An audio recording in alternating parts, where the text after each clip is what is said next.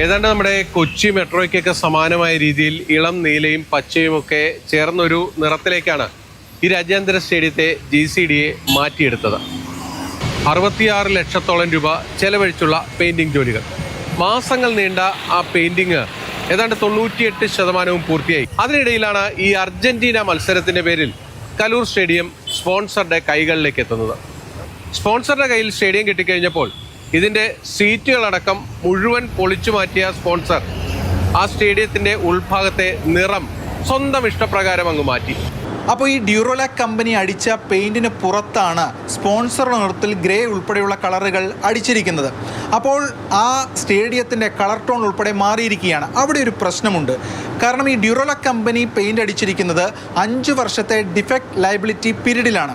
അതായത് പെയിന്റിങ്ങിന് എന്തെങ്കിലും തകരാറുണ്ടായാൽ അത് പരിഹരിക്കുന്നതടക്കം ഈ കമ്പനിയിൽ നിക്ഷിപ്തമായിരിക്കുന്ന പ്രവൃത്തിയാണ്.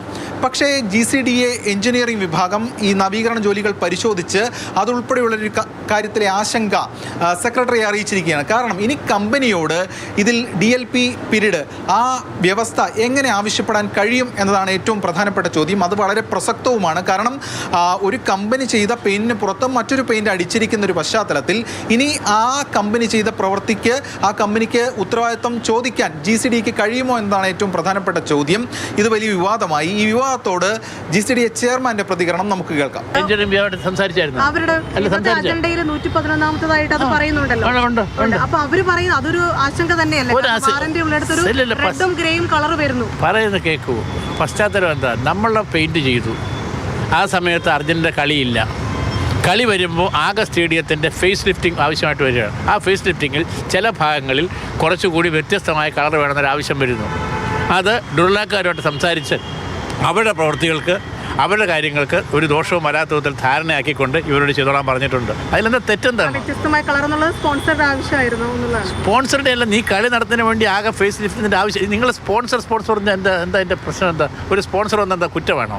എന്നാൽ അങ്ങനെ പറഞ്ഞ് എങ്ങനെയാണ് ചെയർമാൻ ഒഴിയാൻ കഴിയുക എന്നതാണ് ഏറ്റവും പ്രസക്തമായിട്ടുള്ള ചോദ്യം. കാരണം മുഖം മിനുക്കലിൻ്റെ ഭാഗമായിട്ടാണ് ഇപ്പോൾ ഒരു പുതിയ കളർ ചെയ്തിരിക്കുന്നതെന്നാണല്ലോ ചെയർമാൻ പറയുന്നത്. പക്ഷേ ഈ മുഖം മിനുക്കലിൻ്റെ ഭാഗമായി തന്നെ ആയിരുന്നില്ലേ ഡ്യൂറോലാക്കിന് കരാർ നൽകിക്കൊണ്ട് ഈ കാര്യങ്ങൾ ചെയ്തത്?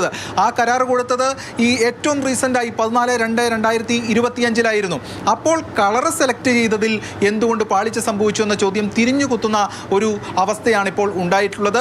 നഗരത്തിൽ അല്ലെങ്കിൽ ആ മുഖം മിനുക്കലിൻ്റെ ഭാഗമായി നല്ലൊരു കളർ സെലക്ട് ചെയ്ത് കൊടുക്കാമായിരുന്നില്ല എന്ന ചോദ്യം അവിടെ വരികയാണ്. അതോടൊപ്പം തന്നെ GCDA കഴിഞ്ഞ ദിവസം ഇറക്കിയ വാർത്താക്കുറിപ്പിൽ എന്തൊക്കെ പ്രവർത്തികളാണ് ഈ സ്പോൺസർ അല്ലെങ്കിൽ അതുമായി ബന്ധപ്പെട്ട ആളുകൾ ചെയ്യുന്നതെന്നുണ്ട്. അവിടെ ഫയർ ലൈൻ പെയിൻറ്റിംഗ് മാത്രമാണ് പറഞ്ഞിരിക്കുന്നത്. എന്നാൽ ഇപ്പോൾ ചെയ്യുന്നതോ അതുമാത്രമല്ല. അപ്പോൾ ഈ പറയുന്ന കാര്യത്തിലും ഒരു വയലേഷൻ സംഭവിച്ചു എന്നതാണ് ഇതിലൊക്കെയുള്ള കാര്യങ്ങളിൽ ബോധ്യമാകുന്നത്. ഏറ്റവും പ്രധാനപ്പെട്ട ഒരു വസ്തുതയിലേക്കാണ് ഈ കാര്യങ്ങൾ ചെന്നെത്തുന്നത്. ഇതിലൊരു കരാർ ഉണ്ടായിരുന്നെങ്കിൽ, കൃത്യമായിട്ടുള്ളൊരു സ്പെസിഫിക്കേഷൻ ഉണ്ടായിരുന്നെങ്കിൽ ഈ കാര്യങ്ങളൊക്കെ തന്നെ ആ നിയമപരമായി തന്നെ കാര്യങ്ങൾ പോകുമായിരുന്നു. പക്ഷേ അതൊന്നും ഉണ്ടായിരുന്നില്ല എന്നതാണ് ഏറ്റവും പ്രധാനപ്പെട്ട കാര്യം. അതുകൊണ്ടാണ് ഇത്തരം ഒരുപാട് തരത്തിലുള്ള ഒരു വയലേഷൻസിലേക്ക് കാര്യങ്ങൾ പോകുന്നത്. എന്തായാലും ഇപ്പോൾ മറ്റ് പല വിവാദങ്ങൾക്കൊപ്പം ഇതും ഒരു പ്രധാന വിഷയമായി വന്നിരിക്കുകയാണ്.